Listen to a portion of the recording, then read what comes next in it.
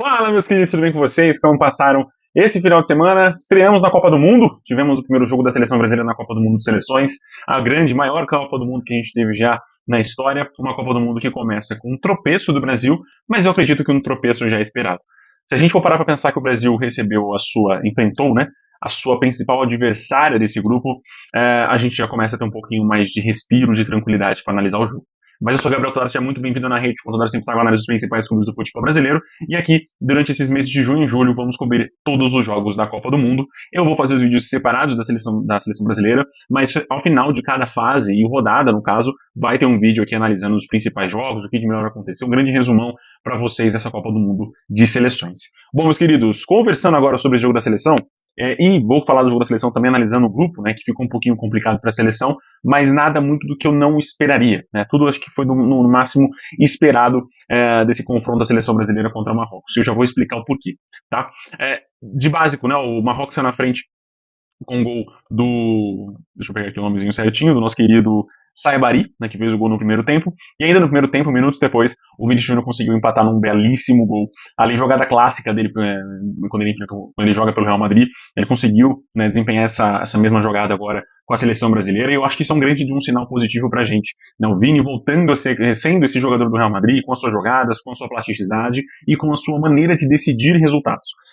Não foi uma vitória como a gente esperava, obviamente, né? A gente espera muito mais do que essa seleção pode entregar, mas é isso, eu acho que o grande resumo, né? A gente espera muito mais do que a seleção brasileira pode nos entregar e do que ela vinha nos entregando já, né? Muita gente achou que a gente ia golear o Egito, muita gente achou que a gente não ia tomar susto no Panamá, e essas coisas aconteceram nesses jogos. Só que falta pra gente, às vezes, entender que a seleção brasileira não é mais aquela seleção de 2006, que eu acho que ficou ainda muito forte na memória popular do pessoal, né, de que achar que a gente vai golear com todos os jogos, que a gente vai passear durante todos os jogos, e se a gente voltar em 2002, nem isso aconteceu, né, a seleção obviamente jogava melhor, tinha melhores jogadores, mas atualmente eu não vejo a gente com esses tantos jogadores ruins como pregam por aí.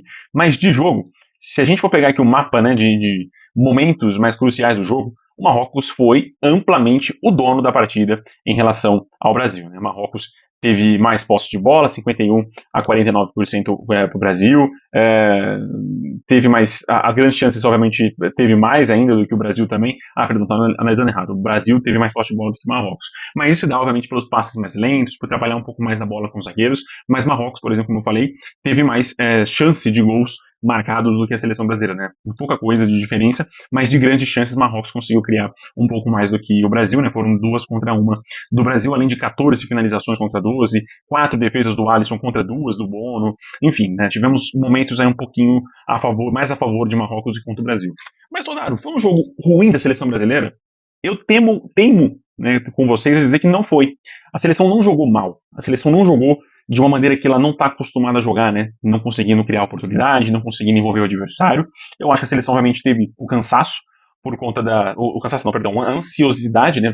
Ficou ansiosa por conta da estreia em uma Copa do Mundo. Muitos jogadores ali estavam jogando a sua primeira Copa, os bancos, a galera que vinha do banco de reservas. Então é importante isso, o Ancelotti ter colocado esses jogadores no segundo tempo, para dar ritmo, para dar uma oxigenada na equipe também.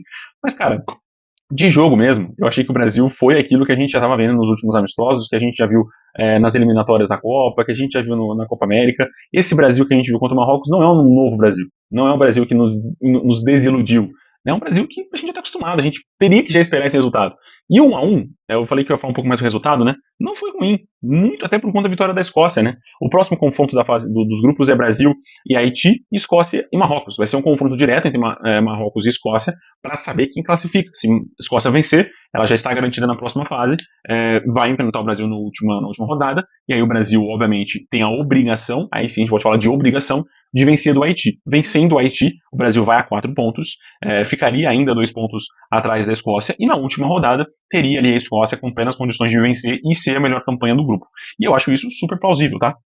Eu acho, inclusive, que Marrocos se complica mais com esse empate na questão de classificação, mas eu acho que vence o Haiti na última rodada, né, e consegue os 4 pontos, lembrando que os 8 melhores terceiros colocados avançam para os 16 avos. Então acho que a gente pode estar vendo ali uma formação de grupo com tanto o Brasil, Marrocos e a própria Escócia classificando para a próxima fase é, da Copa do Mundo. Obviamente que eu espero pelo menos um tropeço ali do Marrocos e Escócia, né, um empatezinho entre os dois, o Brasil ter mais tranquilidade de assumir logo essa liderança e também ficar mais tranquilo para o último jogo contra a Escócia, que vai ser um jogo difícil, mas acho que o mais arriscado é esse jogo contra o Haiti, porque no momento o Haiti ainda tem chance de classificar, né, só vencer os dois últimos jogos.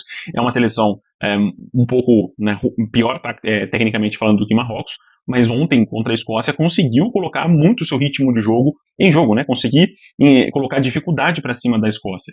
E isso eu acho que são dois pesos muito bons para o Brasil, né? Que a Escócia tem as suas fragilidades e que o Haiti também tem fragilidades, porém é uma seleção muito rápida, muito de imposição física, e o Brasil não pode perder da bobeira nesse jogo, tem que vencer para conseguir a classificação. Eu já falei aqui nas lives, em outros vídeos, o Brasil não vai vencer essa Copa do Mundo, não adianta a gente esperar isso. A seleção brasileira é uma seleção que vai longe, acho que bate uma semifinal, acho que bate umas quartas de final de novo, mas esperar que ela chegue numa final com chance de título, aí eu acho que você tem que ser muito descrente do desempenho das outras seleções. Hoje, por exemplo, domingo que eu tô gravando esse vídeo, a Alemanha estreou e venceu por 7-1 em Curaçao. Óbvio que enfrentou o adversário mais fácil do seu grupo. Mas você já vê um desempenho completamente diferente do que o Brasil teve dentro de campo. Você vê Estados Unidos goleando o Paraguai, que era um adversário mais difícil, mas a maneira de jogar eu acho que acende mais esse sinal vermelho sobre o Brasil. O Brasil não funcionou taticamente. O Brasil teve um tempero muito grande em questão da sua ansiedade, mas eu volto a repetir. A seleção ainda assim conseguiu criar boas chances. Faltou aquele finesse, faltou aquele jogador a mais para conseguir converter essas chances em gol. E pena, muita pena, que esses jogadores estavam no banco de reservas e nem sequer entrou nesse jogo contra Marrocos. Tô falando do Endrick. Sim, é ele que eu tô falando. Para mim é um jogador que não tem justificativa nenhuma para estar no banco de reservas da seleção brasileira, pelo que ele já se provou em grandes jogos, pelo que ele já se provou, né, no Lyon, no Palmeiras, e nos poucos jogos que teve no Real Madrid. Inclusive o Mourinho já disse que quer tê-lo, né, como opção no seu ataque, pediu a volta dele ao Real Madrid, e ele atendeu, vai voltar ao Clube Merengue depois dessa Copa do Mundo. Então, assim, eu acho muito, muito questionável, questão mesmo, da gente de investigação de jornalistas para saber por que o Endrick não entra, por que o Endrick não é utilizado. A gente tem o Lamine Yamal com 19 anos, a gente tem jogadores da França com 19 anos, jogadores do Marrocos com 20 anos, e a gente não consegue apostar num jovem jogador. A gente cobra demais de muitos clubes, cobra do Flamengo, cobra do Santos, cobra do Palmeiras, cobra do Corinthians para colocar os seus moleques em campo, e quando a gente tem moleques realmente que conseguem carregar esse peso, esse poder de decidir grandes jogos, inclusive numa Copa do Mundo, a gente não faz isso na seleção brasileira, né? E historicamente a gente sempre foi muito bem quando a gente acreditou nos jovens jogadores na seleção. Não vamos esquecer de Edson Arantes do Nascimento, que com 17 anos colocou uma final de Copa do Mundo no bolso e decidiu a parada. Óbvio que eu não estou comparando o Endrick com o que o Pelé foi um dia. Eu estou comparando o Endrick com 19 anos e o Pelé com 17 anos. O corte de idade, para mim, é muito similar. Você não está deixando uma flor, digamos assim, um talento como o Endrick desabrochar por medo de ofuscar os grandes medalhões que são o grupo, como diz o Casemiro, da seleção brasileira. Aliás, Casemiro, esse que teve um desempenho péssimo em campo, e outros jogadores que eu vou citar agora aqui, analisando taticamente, individualmente, cada jogador aqui para vocês. Tá bom? Vou dizer quem funcionou, quem não funcionou, quem estava mais ansioso, vocês vão acompanhar aqui comigo agora. Ó, tô com a escalação aqui no SofaScore, as notas já são risórias, assim, se você ver as notas você vai gargalhar aqui de pé. Mas enfim, para mim o Alisson ele erra num lance crucial da partida, que é o gol do Marrocos. É um erro de decisão que em uma Copa do Mundo que é injustificável pelo tamanho de goleiro que ele é, para a qualidade de goleiro que ele é. Para mim não condiz com o que eu conheço do Alisson jogando pelo Liverpool, time esse que eu torço e acompanho bastante. É um goleiro classe A+, e esse tipo de decisão, de erro de decisão, pode custar muito caro para o Brasil numa fase eliminatória ou até mesmo agora na fase de grupos. Passando para o setor da lateral direita, eu esperava muito mais do Ibañez, mas talvez a recomendação técnica para ele, de que ele teria que ser um lateral, não funcionou. Eu colocaria ele talvez como um terceiro jogador, não entraria com o Lucas Paquetá, tá? Desceria o Rafinha para ser esse lateral, esse atacante pela beirada do campo que daria essa amplitude ali para aquele setor e deixaria ele ali fixo como um lateral, como o próprio Abel Ferreira já fez muitas vezes com o Marcos Rocha e funcionou muito bem. Agora eu acho que às vezes a gente precisa olhar um pouco mais para o futebol brasileiro, para os técnicos portugueses que a gente tem aqui, para os times que deram certo e copiar, né, e tentar implementar isso na seleção brasileira. Então o Ibañez para mim foi mal por conta disso, de ter tido uma recomendação tática não condizente com a sua função principal, que é zagueiro. Marquinhos e Gabriel Magalhães foram ok, não comprometeram. Aliás, o Gabriel Magalhães erra apenas no lance decisivo, né, que é o gol também. Ele erra o bote, erra a tomada de decisão, os dois zagueiros, né, porque é no meio deles que o gol acaba saindo. Mas para mim foram ok assim, no restante da partida, não comprometeram mais.